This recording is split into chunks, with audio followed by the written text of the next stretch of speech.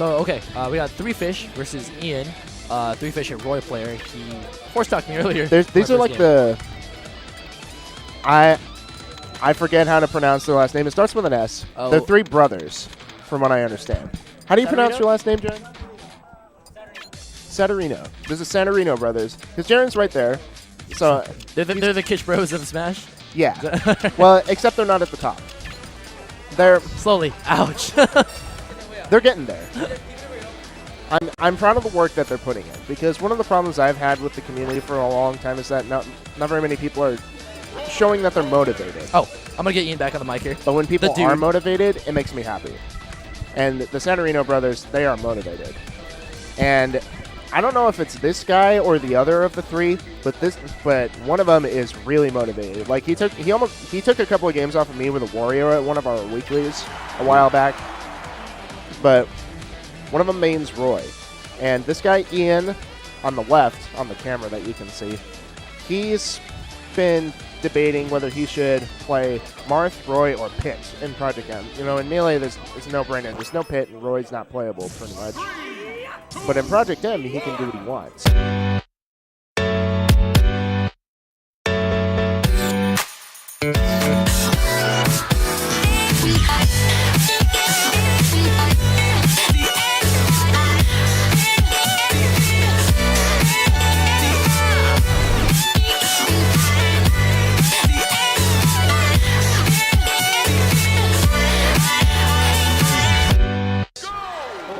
Oh, starting off hot. All right, let's get it. They're respecting each other. They're like, I like this character. I like that we're both playing this character. I like that we're not just playing to win. We're playing who we like. Yeah. Let's see some Cephalon stuff out of these boys, eh? Roy has like 3 moves that gets him all. Oh, almost had an up air chain there. Oh. Now, Roy's moveset is like really dependent on the down tilt, the forward smash when you landed the kills, and the side B to break up pressure. Down tilt gets him off the ground to mess up pussies, and he can follow up with like a forward air or up air strings or whatever. Yep. But it all comes from the down tilt. One of the great things that came out of this this mod is just that Roy is now a viable character, but I think one of the coolest things is that he can turn around his side B. So if anyone just tries to roll dodge after that 3rd hit, there's nothing doing it for him. Well, it's something that can catch your opponent off guard once in a while, but it's definitely not something you can rely on. Yeah.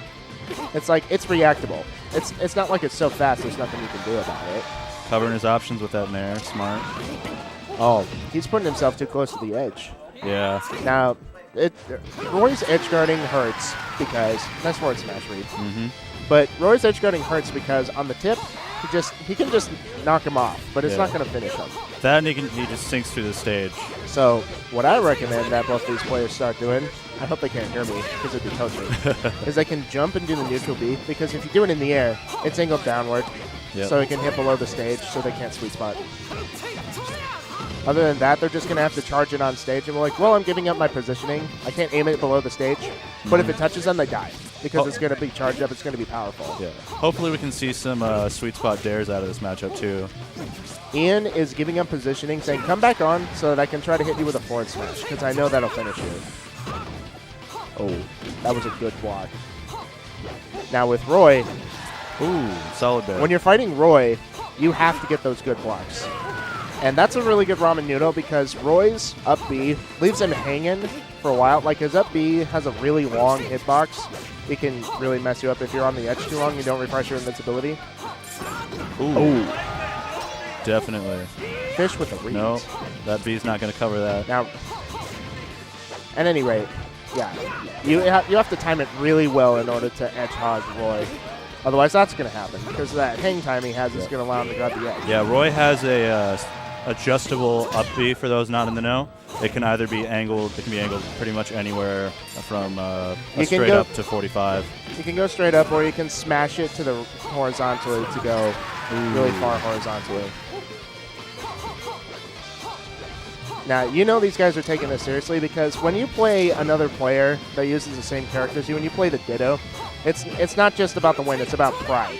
It's about, am I the better representative of my character? It really comes down to skill in Dittos. That was not a good roll. We've definitely got a couple people here who think that Dittos are boring. but I am prone to disagree. I think Dittos, mechanically are boring in that there's no matchup really to do. But I like Dittos in the sense that players' pride is on the line. I feel they are representing their characters. It really and if they- showcases their skill with them. Like it's like I am better than you at this character. I'm a better player. No, it's not. It's not saying you're better at the character. It's better in the matchup. I know how to fight my character better than you. Ian's gonna go down. Ooh. All right, and that clinches the first match. Now, I was telling Banky earlier, it's really important to win the first match because even if your opponent wins on the counter pick, Mike trying to coach him. Even if you win on the counter pick, it's 1-1. It's tied, but right. you still have to deal with. They still have to deal with your counter pick. Yeah. So even though it's tied, going into the third game, you have the advantage because it's your stage pick. Ian's probably trying to come up with a strategy because that wasn't too convincing, but it was solid. It was a 2-star. These guys are having fun, definitely. Roy is a character you play because you love him. Oh, they're going. Are they going to go training room? Gentleman's clause. Gentlemen's, do it. Do the gentlemen's. Ian's saying no. Oh, shucks. Ian's like, no. We got to go to picture chat. Haha, it's funny, but no. Picture chat for the stage hazards. Come on, boys. It's not All as right. funny as you think it is. We're heading to Skyloft. I don't know if I agree with. Well, actually, it's all right because It's as a sword character, you want to stay grounded. yeah. So you can stay on level ground and use your sword to keep people out. But the uneven terrain on this makes it hard to do that. Yeah, it's But- definitely kind of janky for characters like Roy, Martha, and Ike. But with Roy, I can kind of understand it because if they're on one of the slopes, they can make the hitbox of their forward smash a little bit bigger. That's true. So, well, poor spacing, but also counter can't do anything because of poor spacing. There we go. Down throw to F smash sweet spot works apparently. That's another thing, I guess. The slopes can make it so that things work when they shouldn't. The match jank is so real right now. All right. Well, I don't know. Everyone is so well versed in playing on level terrain that playing on a stage with slopes is disorienting. yeah. Like I can't in Melee, I can't play on Corneria as Marth because I can't do it. There's no level terrain in that whole stage. And noting to myself that I'll now only play Mad on Corneria. All right. Too bad it's not a tournament viable stage. Shh. Don't ruin this for me, man. Don't ruin this for me. I'll tell you what, even though Yoshi's is a good stage for Marth, that uneven terrain at the edges kind of messes with me. Yeah, but it does let you get the tipper on the corner if you set it right. Whatever. You have to be really close to ledge to do that, though, which is kind of a pain. Oh, right there. That uneven terrain, it's like the counter is like, nope, no counter for you. All right. Grab armor. Normally that would work, but with this- Grab armor. Made it so that, okay, the forward tilt, I'm going to stab you right in the gut. That's okay, grab armor. No problem. Ian waiting for him to approach. Ooh, solid. But the Jaren brother, I don't know what his first name is. Fish, not biting. He's literally running away with this, saying, I have the lead, I don't have to approach. Tied up again. Now, I like when people so visibly follow simple rules like that. If you have the lead, you don't have to approach. Yeah, you just can chill. You just Even gotta- though I don't have a projectile, I'm going to run full screen away from you and force you to approach. Because you don't have a projectile either. This is a Ditto. Because if you really do, want to just win, you could just wait for the timeout, even though there's 5 minutes left. But these aren't the players to do that. Nah. This is about pride. And we hope so. I don't know if Fish was going for it there for that reverse side B, but probably missing. I'm going to attribute it to a miss. Nice. They're trying to crouch cancel these forward smashes at It's at working. percentages where they don't have any business doing so. It's working fairly well for keeping them on Oh the man, stage. he got that down tilt. He got like 50 damage off of a down tilt. Oh. So we're going to see Good a block. comeback out of 3-fish here, or we're going to see something A not sloppy happen? waveland recovery into a shield. It actually works if your opponent's not slow. That's true. And tournament nerves can make it so that you're gonna miss things that you normally would get. Oh. There we go. Popping off a little bit. Oh. There we go. Popping off a little bit. He was probably surprised at that up smash. He's just like, what? Yeah. Why would you do that? All right. 3-fish coming with the chain grabs. All right, this could work pretty well for him. He's already putting on a decent amount of percent. Why? Why? No. That was. And he threw it. I don't need to say it. Ian knows. Look at Ian's face. The face which he's covering with his hand. Oh, man. All right. We're going in game 3 here, folks. Good God. Fish has the advantage again because of his counter pick. Now, obviously, Ian was going for uneven terrain jank, and he's relying on missed inputs. That's not the best strategy, but you know, at our level, you got to work with. It is pretty risky to roll that way. Now, I wonder what Fish is going to do. I'm hoping he goes for close quarters. That means I don't know what that one that they just passed by. The Wario World, Wario Land. Wario World's a really good WarioWare. stage for close kit combat. The Blast Zone is just minuscule. Oh, He never bans mind. it. No. Ian bans it. He bans the close quarter stages. Smart. WarioWare and Yoshi Story, and I don't know what that other one is. Norfair.